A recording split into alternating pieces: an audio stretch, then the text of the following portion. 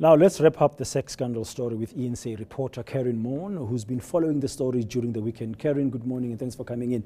Now, today there's an internal inquiry at Cosatu that is going to see Vavi facing off with the accuser. And what should we expect from that?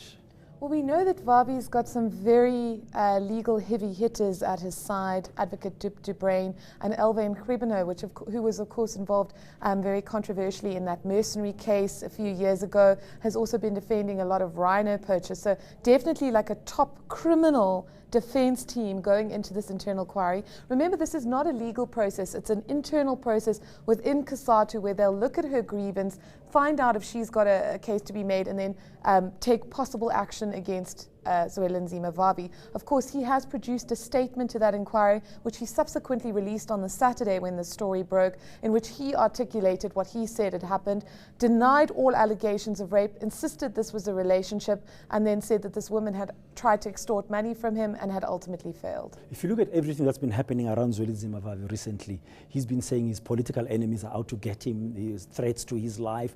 This kind of thing is the last thing that really he needed. But we do know that he's the one who went to police station last Thursday and laid extortion charges against this young woman. I mean, what does it do for Vavi's political career, this? Well, remember that he laid the charges after this woman on the 15th of July made a formal grievance at Cosatu.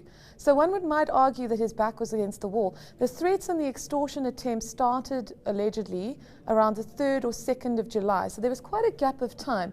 She then does not pitch at work during that 2-week period after the offer that she makes is refused.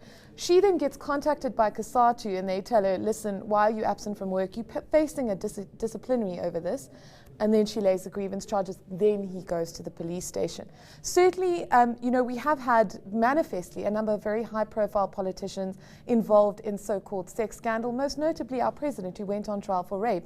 It's really going to be about how he handles this, the level of disclosure he makes. He has, I think, taken very solid advice in coming clean and not attempting to deny the allegations against him, which may put him in light of being a liar. But certainly, as this case proceeds and as we hear more from the accuser, it'll definitely depend on the level of evidence there is against him. I'm fascinated by the timing of all of this in terms of the grievance as well and the rest of it. This alleged rape incident happened on the 25th of January from what we are told, and the young woman now is coming out about it. In your endeavors to try and talk to the family and stuff, what have you found out?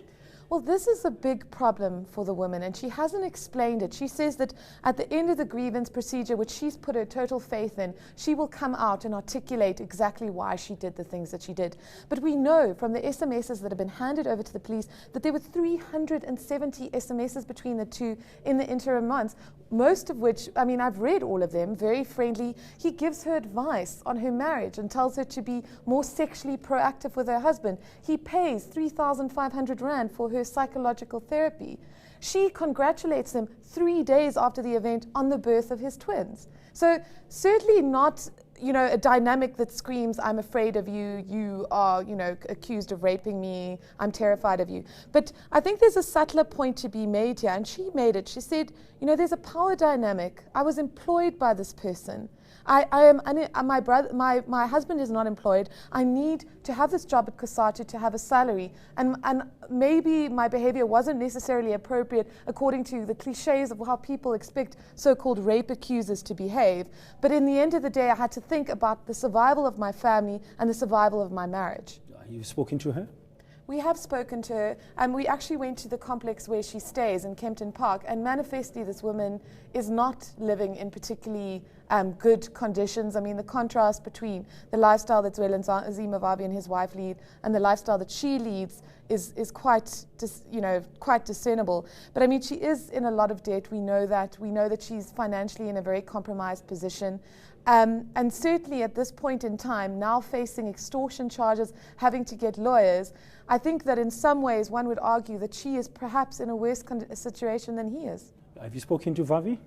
We have spoken to him. I mean, he says that his wife has forgiven him, that initially she was very, very angry with him, but he keeps reiterating the fact that it was she who identified this as a potentially politically motivated plot against him. And that seems to be the rhetoric that's coming out again and again and again. The accuser, on the other hand, said, I was working at SAA, he offered me the job, I have no sort of political cards to play in this case.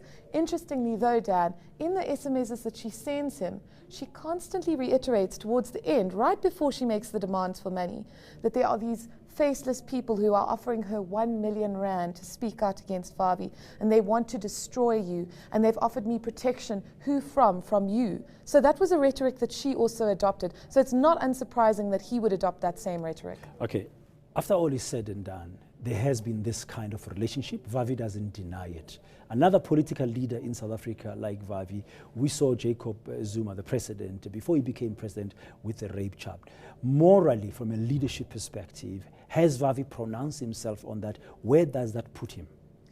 He made a very interesting quote to the Sunday Times, in which he says, we all do things in dark corners, and that I scored a massive own goal. And I think there is a level of contrition there.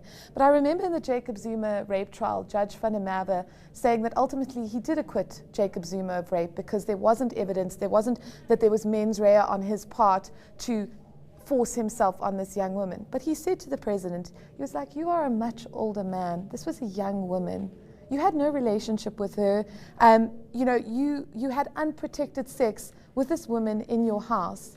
You are a leader. We hold you to a higher standard. What if you are going to use this rhetoric of politicking and expecting to be seen as a leader when you conduct yourself in this manner in your private life? What do we make of you? And the same question can be asked of Zwelinzima Vavi.